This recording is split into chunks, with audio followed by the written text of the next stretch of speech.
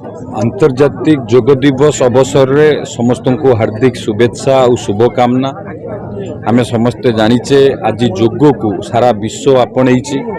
माननीय प्रधानमंत्री आह्वान क्रमे जातिसंघ जुलाई 15 जून 21 रे याकू आंतर्जातिक योग दिवस रूपे पालन करने जातिसंघ मान्यता देथिला एवं जेतेबेले माननीय प्रधानमंत्री प्रथम किरी ये योग दिल्ली राजपथ रे आकू आयोजन करथिले सेतेबेले 86 राष्ट्ररू पाखापाखि 36,000 ऊर्ध्व प्रतिनिधि माने बिना द्विधारे योग देथिले एवं आज देखंतु सारा विश्व आज योग को आपणईची। पाखापाखि 200 राष्ट्र रे आज योग दिवस पालन होची। ऑस्ट्रेलिया कतरू आंटलाटिका पर्यंत आज यदि आपण मान देखिबे सबु देश रे आज योग जो आंतर्जातिक योग दिवस पालन करा जाउची एवं एही परिप्रेक्षी रे आज भारत वर्ष रे सारा राज्य रे सब आम सरकार आसला पर माननीय मुख्यमंत्री मध्य पंचायत स्तर रे योग दिवस पालन करा जाउची। सब स्कूल रे पालन करा जाउची।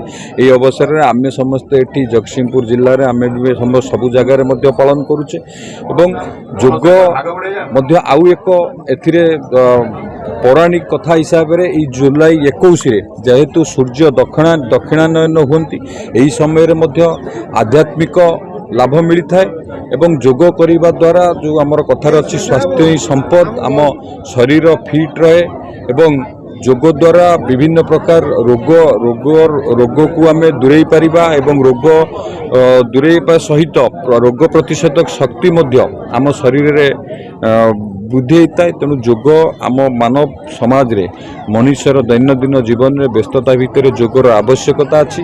आमे समस्ते दैनंदिन जीवन रे व्यस्तता भितर किसी ना किसी समय निज पाई बाहर करी प्रतिदिन योग को नियमित अभ्यास करने दरकार। आज ये अंतर्जातिक योग दिवस अवसर रे मोर समस्त को अनुरोध आमे समस्त दैनंदिन जीवन रे निज को फिट रखा समस्ते योग करवा एवं निरोग रहिबा। धन्यवाद। आंतर्जातिक योग दिवस अवसर में आज पारादीप म्युनिसिपालिटी तरफ बेलाभूमि बालीयात्रा पड़िया कलिंग बालीयात्रा पड़िया ठारे आज आंतर्जातिक योग दिवस को महासमारोह रे पालन कराइथला। यही समारोह रे हजार हजार संख्यार विभिन्न वर्ग लोक माने स्कूल छात्र छात्री एवं विभिन्न अनुष्ठान व्यक्ति विशेष जोग देते। सर्वोपरि आम अंचल प्रिय विधायक माननीय मंत्री श्रीयुत संपत चंद्र स्वाई महोदय आज रही कार्यक्रम मुख्य अतिथि रूपे योगाभ्यास करने उपस्थित रही आम मान उत्साहित करते।